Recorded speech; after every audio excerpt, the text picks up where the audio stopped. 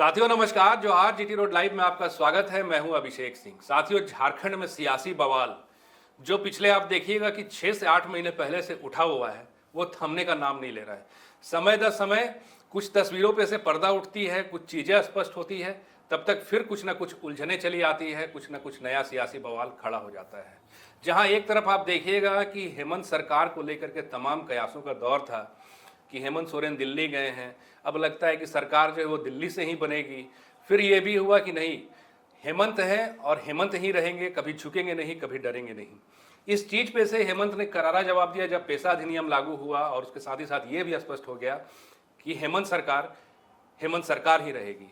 उसके बाद उनके एक मंत्री हैं साथियों, जो अक्सर विवादों से उनका पुराना नाता रहा है, कभी बड़बोलेपन के कारण, या फिर कभी कहिए उनके रील के कारण, या फिर उनके सोशल प्लेटफॉर्म पे बहुत ज़्यादा एक्टिव रहने के कारण कभी कुछ ऐसा बोल जाते हैं कि फिर बाद में उन्हें उस पर सफाई देनी पड़ती है। आप बिल्कुल समझ रहे हैं सही साथियों, मैं बात कर रहा हूँ माननीय स्वास्थ्य मंत्री डॉक्टर इरफान अंसारी की। अभी के अभी आपने हालिया बयान सुना होगा कि मौलाना है तो बाहर करो, आदिवासी तो अंदर बैठकर चाय पिलाओ। जहाँ इसको लेकर के तमाम सियासी बवाल खड़ा हो गया, उनके ही क्षेत्र में लोग विरोध प्रदर्शन पे उतर आए, सड़कों पे उतर आए और अपने आप को रोक नहीं पाए, काफ़ी उग्र हो गए। ये चीज़ें क्यों हुई और इस पर किस तरह से स्वास्थ्य मंत्री को सफाई देना पड़ा, बयान जारी करना पड़ा, और आने वाले समय में इसका क्या प्रभाव होगा, इस पे ही हम विस्तृत चर्चा करेंगे। आप हमारे साथ फ्रेम में देख रहे हैं वरिष्ठ पत्रकार हैं सरफराज कुरैशी जी। सर बहुत बहुत स्वागत है आपका जी। और आपसे पहली सवाल यही है कि सर ये क्या चल रहा है, इरफान अंसारी जो सफाई दे रहे हैं उसमें कितनी सच्चाई नजर आती है आपको? देखिए, आप देखे होंगे जिस वीडियो की आप बात कह रहे हैं जी, उसमें दरअसल वो अपने घर पर लोगों से मुलाकात कर रहे थे, उनके काम कर रहे थे जी। इसी बीच में उन्होंने एक मौलाना को कहा कि उसको बाहर करो, कहाँ है वो, और उसके बाद एक जो जिनकी बात हो रही कि आदिवासी थे उनको अंदर बैठाकर चाय पिलाओ, वो दरअसल था कि वो उनका कुछ काम था। उसके बाद बोले कि इनको चाय पिलाओ, यार ये हमारे वोटर से, ये उनका नेचर भी है। लेकिन जिस अंदाज में उन्होंने मौलाना को जो आवाज दिया, इसको कई लोगों ने गलत माना और ये वीडियो जो है बहुत ज्यादा सोशल मीडिया पर वायरल होने लगा। तरह तरह के इस पर टिप्पणियां आने लगी, लोग विरोध करने लगे कि इस तरह से किसी आप धर्म गुरु को नहीं बोल सकते, ससम्मान होना चाहिए। हालांकि ये इतना ज्यादा विवाद बढ़ गया कि लास्ट में आपने देखा होगा कि इरफान अंसारी को सामने आना पड़ा और उन्होंने लाइव आकर अपनी पूरी बात बताई कि हमने उनको, वो मौलाना नहीं है लेकिन मैं मौलाना उनको कहता हूं, और काफी विवाद के बाद आकर उनको सामने आना का वो ट्रोल होने लगे थे। मैं चाहूंगा साथियों एक बार पहले आप वो वीडियो देखिए जिसमें इरफान अंसारी ने क्या सफाई दी है, फिर हम आगे की बात करेंगे। अभी मैं देख रहा हूँ कि कुछ सोशल मीडिया में मेरे बारे में बयान को क्रॉप करके कि इरफान अंसारी ने उलेमा को, मौलाना को घर से बाहर जाने के लिए कहा। बड़ा हास्यास्पद लगता है कभी कभी। हम इसलिए लाइव में आए कि देखिए, हमारे घर में एक हमारा अपना मौलाना है जो बचपन से मुझे जानता है और थोड़ा दिमागी रूप से वो थोड़ा सा हल्का सा कुछ प्रॉब्लम है उसको। वो मौलाना बीच में गायब भी हो गया था, मैंने उसको खोज के घर से लाया, और कल की घटना है कि वो हमारे घर में था, मेरे बेडरूम में चला गया और मेरे ऑफिस के नीचे जाके घुस के बैठ गया। हमने उसको कहा मौलाना को बाहर करो। आए दिन हम लोग उसको बाहर करते हैं, वो मेरे बगैर नहीं रह सकता है। वो मौलाना बहुत प्यार करता है। तो हमारे जो विपक्ष के लोग हैं, न जाने इरफान अंसारी के पीछे ऐसे कैसे पड़ गए। कोई बात है, हम अगर कोई शेयर करें तो हम जानेंगे ना भाई। 13 साल में 3 बार का विधायक हूँ। तमाम उलेमा इकराम का मैं तहे दिल से मैं उनका सम्मान करता हूँ, हर मुसीबत में साथ देता हूँ। अल्पसंख्यक के हर कोई मुद्दा हो, सबसे पहले मैं आगे आता हूँ। कभी आप लोग, मेरे घर का जो माहौल है मैं जानता हूँ। एक पटवाबाद का जो मेरा मौलाना वो था, पागल है, क्रेक है हल्का दिमाग से। तो उसी बीच मैंने ये बातें कहा, और कहाँ से कहाँ ये लोग ले जाता है मामला।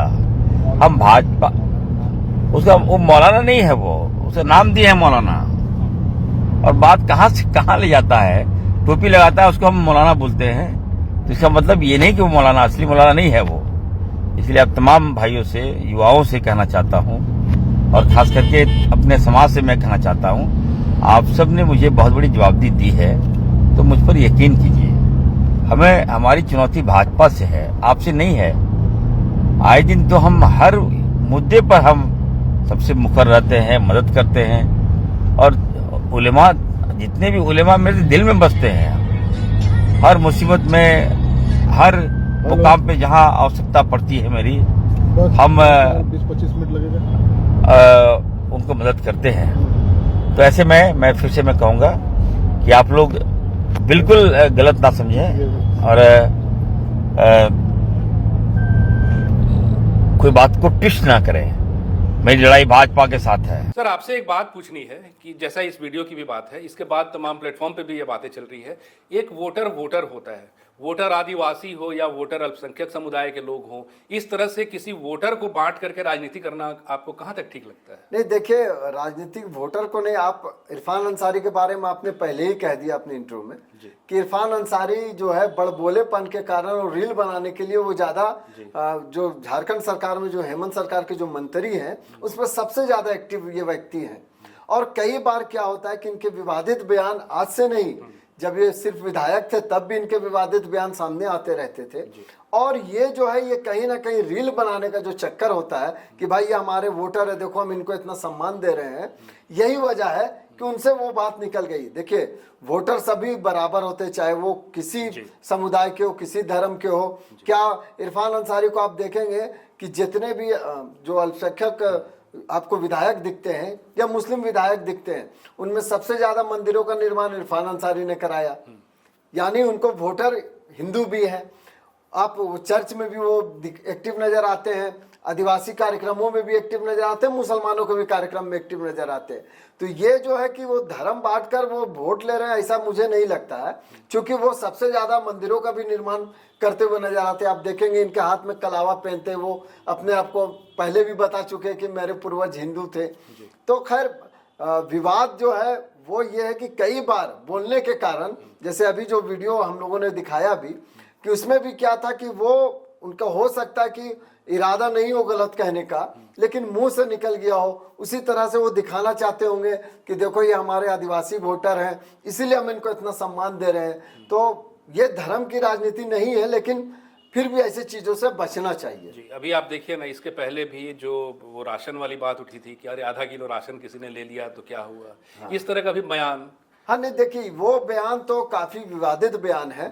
और खास करके मेरा भी मानना है, मैंने अपने चैनल न्यूज स्टॉपेज में भी इस मामले पर एक वीडियो बनाया था कि भाई आप कानून को, आप मंत्री हैं तो कानून का पालन कराना आपका काम है, कानून तोड़वाना नहीं। आप सीधे डीलरों को कह रहे हैं कि आप आधा केजी ले लिए तो कोई बुरी बात नहीं है, उनके भी बाल बच्चे, ये मंच से बोल रहे हैं और उस मंच से बोल रहे हैं जहां डीएसओ है, यानी जिला आपूर्ति पदाधिकारी बैठे हुए हैं, जहां जिला के अधिकारी, दंडाधिकारी यानी डीसी बैठे हुए हैं। तो अब आप समझिए कि उस मंच से अगर वो डीलर को हिम्मत दे रहे हैं तो पूरे झारखंड में गरीबों को कम अनाज मिलने लगेगा। जबकि नियम है कि भाई अगर कोई कम अनाज देता है तो उस डीलर पर कार्रवाई होती है, उसका लाइसेंस सस्पेंड होता है। जी। लेकिन अब अगर इस तरह से वो तो दिखाएंगे कि मंत्री जी खुद बोल रहे हैं कि आधा किलो ले लिए तो क्या दिक्कत है, वो आधा केजी के बजाय 5 केजी भी खा लेगा गरीब का। तो अब कार्रवाई कौन करेगा? डीसी भी हिम्मत करेंगे क्या कि मंत्री ही बोल रहे हैं कि आप ये कीजिए? तो इस तरह का बयान बिल्कुल गलत बयान था और इससे कहीं ना कहीं भ्रष्टाचार को बढ़ावा मिलेगा और गरीबों को निवाले पर सीधे सीधे ये डाका डालने वाली बात। जी, अभी आप कुछ दिन पहले देखिए सरफराज भाई, ये भी चर्चा था कि रिम्स 2 बनेगा, नगरी में बनेगा, जो काफी आंदोलन भी है उसके पक्ष में विपक्ष में दोनों ओर से आप कहिए। उसके साथ ही साथ रिम्स को लेकर के भी कई तरह की बात उन्होंने कही है। अभी भी जो चर्चा है कि बड़ा एक किडनी का जो है ट्रांसप्लांट की व्यवस्था वहाँ की जा रही है।